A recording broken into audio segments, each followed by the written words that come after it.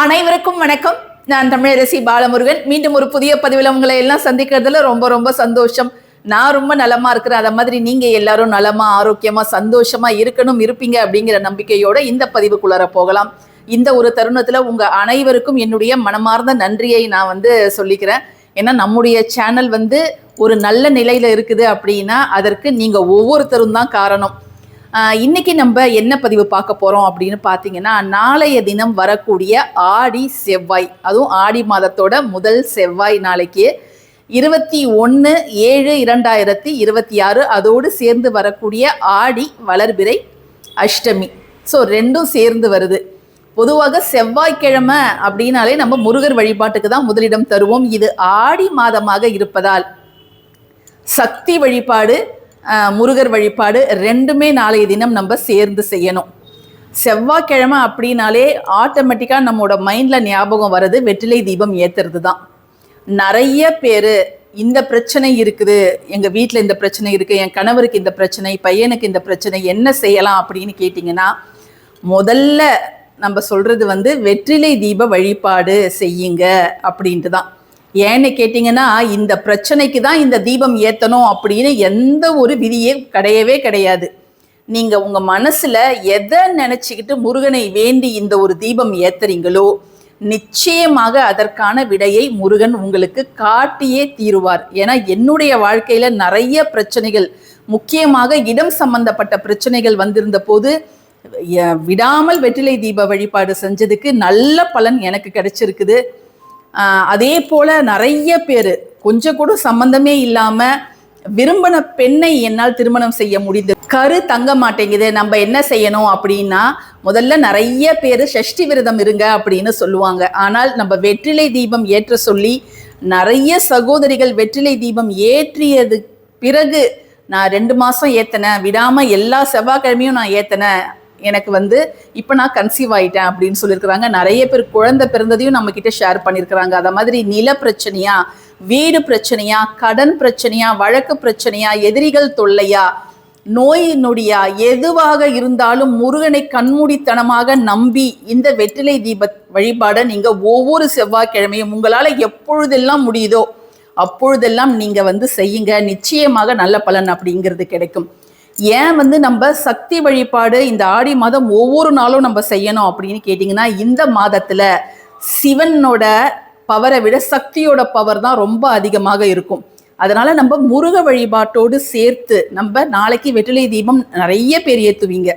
அப்படி ஏற்றும் போது இந்த ஒரு பொருளை மட்டும் சேர்த்து நீங்கள் ஏற்றுங்க. அப்படி நீங்கள் ஏற்றுனீங்கன்னா நிச்சயமாக இதுவரைக்கும் எனக்கு நல்ல பலன் இல்லைங்க அப்படின்னு சொல்றவங்களுக்கும் நல்ல பலன் அப்படிங்கிறது கிடைக்கும். இது நாளைக்கு மட்டும்தான் ஏற்றணும்னு கிடையாது, ஆடி செவ்வாய் முழுக்க இதை நீங்க ஏற்றலாம். ஏன்னா ஆடி செவ்வாயில இதை மாதிரி வெற்றிலை தீபம் ஏற்றுவது உங்களுடைய குடும்ப ஒற்றுமையை அதிகரிக்கும். முக்கியமாக கணவன் மனைவி ஒற்றுமை அதிகரிக்கும். இந்த காலகட்டத்தில் நிறைய பேர் கணவன் மனைவி கருத்து வேறுபாடால பிரிஞ்சிருக்கிறாங்க. அப்படி ஒரே வீட்டில் ஒன்றா இருந்தால் கூட எலியும் பூனையுமாக இருப்பாங்க, முகம் கொடுத்து பேச மாட்டாங்க. அப்படிப்பட்ட பிரச்சனைகள் எல்லாம் இந்த ஒரு தீபத்தால் நிச்சயமாக உங்களுக்கு நிவர்த்தியாகும். அதே போல் சொந்த வீடு கட்டணும்னு எனக்கு ஆசை தள்ளி போகுது அப்படின்னா நீங்கள் இதை அவசியம் செய்யுங்க. ஏன்னா முருகனுடைய அருளோடு சக்தியோட அருளும் உங்களுக்கு கிடைக்கக்கூடிய ஒரு வாய்ப்பு இந்த தீபத்தால் நிச்சயமாக உருவாகும்.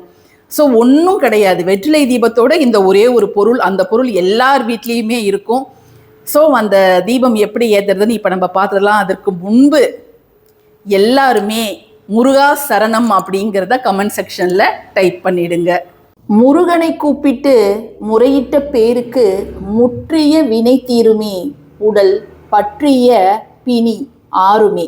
ஆமாங்க, உங்களுடைய வாழ்க்கையில் தீரவே தீராத பிரச்சனைகள் ஏதாவது இருக்கும் பட்சத்தில் முழு நம்பிக்கையோடு இந்த வெற்றிலை தீப வழிபாட்டை நாளை இந்த ஆடி செவ்வாயில் நீங்கள் செய்யுங்க. அதிலும் நாம் சொல்லக்கூடிய இந்த ஒரு பொருளை வைத்து நீங்கள் வெற்றிலை தீபத்தை ஏற்றி முருக கடவுளை வழிபாடு செய்யுங்க. இதை நம்ம செய்ய வேண்டிய நேரம் என்ன அப்படின்னு கேட்டிங்கன்னா, செவ்வாய்க்கிழமை செவ்வாய் ஹோரையில் இதை நீங்கள் தாராளமாக ஏற்றி வழிபாடு செய்யலாம். ஆனால் அதைவிட இந்த ஆடி மாதத்தில் செவ்வாய்க்கிழமை வரக்கூடிய இந்த பிரதோஷ வேலைன்னு இருக்குது. 4:30 6, தினம்தோறும் 4:30 6 மணி, மாலை 4:30 PM to 6 PM இருக்கக்கூடிய அந்த 1.5 மணி நேரத்தை தான் நம்ம பிரதோஷ வேலைன்னு சொல்லுவோம். அது நித்திய பிரதோஷம். தினம்தோறும் அந்த நேரத்தை நம்ம பிரதோஷ வேலைன்னு தான் சொல்லுவோம். ஸோ அந்த பிரதோஷ வேலையில சிவனை வேண்டி முருகனையும் வேண்டி இந்த ஒரு வழிபாட்டை நீங்கள் தாராளமாக செய்யலாம். இல்லைங்க நாங்கள் அந்த நேரத்தில் வேலைக்கு போயிடுவோம், வீட்டில் இருக்க மாட்டோம் அப்படிங்கிறவங்க நீங்கள் தாராளமாக உங்களுக்கு சௌகரியமான நேரத்திலேயே இந்த ஒரு வழிபாட்டை செய்யலாம். சரி, இப்போ நம்ம வைக்க வேண்டிய மிக முக்கியமான அந்த பொருள் என்ன அப்படின்னு கேட்டிங்கன்னா இந்த மஞ்சள் தூள் தாங்க. இந்த மஞ்சள் தூள் அப்படிங்கிறது மங்களத்தின் அடையாளமாக இருக்கின்றது. குடும்பத்தில் அனைத்து விதமான ஐஸ்வர்யத்தையும் சுபிக்ஷத்தையும் ஒற்றுமையையும் தரக்கூடியது இந்த மஞ்சள் பொடி. ஸோ இந்த மஞ்சள் பொடியை நீங்கள் இப்படி அகல் வச்சுருக்கீங்க இல்லையா, இந்த அகலை எடுத்துட்டு இப்போ உங்களுக்கு டெமோவுக்காக நான் இப்போ செஞ்சு காமிக்கிறேன். ஜஸ்ட்டு இந்த மஞ்சளில் அகலை வச்சுட்டு இதை அப்படியே நேரடியாக இந்த வெற்றிலைக்கு மேலே நீங்கள் வச்சிடுங்க. இவ்வளோதான் நீங்கள் செய்யணும். நம்ம சொன்ன ஒரு எளிய பொருள் இந்த மஞ்சள் பொடி தான்.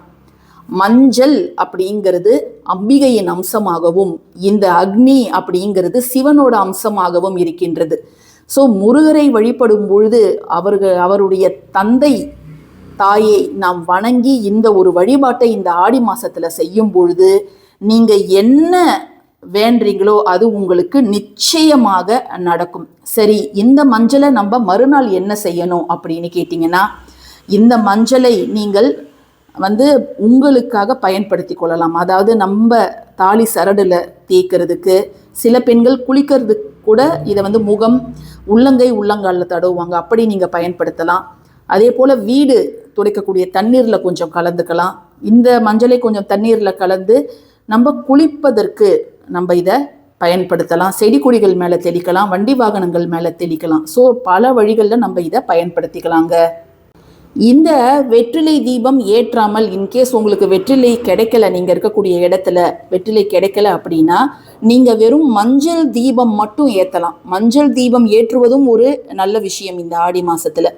ஸோ நீங்கள் வெறும் தட்டில் மஞ்சள் வைத்து அதற்கு மேலே ஒரு பித்தளை விளக்கோ அல்லது இந்த மாதிரி ஒரு அகல் விளக்கோ நீங்கள் ஏற்றலாம். என்ன நம்ம அந்த வெற்றிலை காம்பெல்லாம் அதில் போட மாட்டோம். வெறும் மஞ்சள், அதுக்கப்புறம் ஒரு தீபம், இதை மட்டும் ஏற்றி குடும்ப ஒற்றுமைக்காக நீங்கள் வேண்டிக் கொள்ளலாங்க.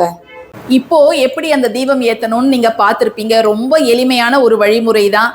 சில பேர் யோசிக்கலாம், இதை நான் ஃபர்ஸ்ட் டைம் ஏற்ற போகிறேங்க, நாளைக்கு அஷ்டமியாக இருக்குது, நான் இதை பண்ணலாமா அப்படின்னு யோசிக்கலாம். நீங்கள் கவலையே படாதீங்க. வளர்பிறை அஷ்டமி அப்படிங்கிறது நமக்கு இன்னும் கூடுதல் பவர் தான் கிடைக்கும். ஸோ நீங்கள் எந்தவித குழப்பமும் இல்லாமல் நாளை நீங்கள் தாராளமாக இதை ஏற்றி பயனடையலாம். 4 வாரமும் நான் இப்படியே ஏற்றலாமா அப்படின்னு கேட்டிங்கன்னா நீங்கள் தாராளமாக ஏற்றலாம். ஸோ இந்த பதிவு உங்களுக்கு பிடிச்சிருக்கும்னு நான் நினைக்கிறேன். பிடிச்சிருந்ததுன்னா கட்டாயமாக லைக் பண்ணுங்கள், ஷேர் பண்ணுங்கள், நம்ம சேனலுக்கு சப்ஸ்கிரைப் பண்ணுங்கள். அது மட்டும் இல்லாமல் யாரெல்லாம் நம்ம சேனலில் மெம்பர்ஸாக ஜாயின் பண்ணணும்னு நினைக்கிறீங்களோ நீங்கள் தாராளமாக ஜாயின் பண்ணிக்கலாங்க. தேங்க்யூ ஃபார் வாட்சிங் திஸ் வீடியோ. நன்றி.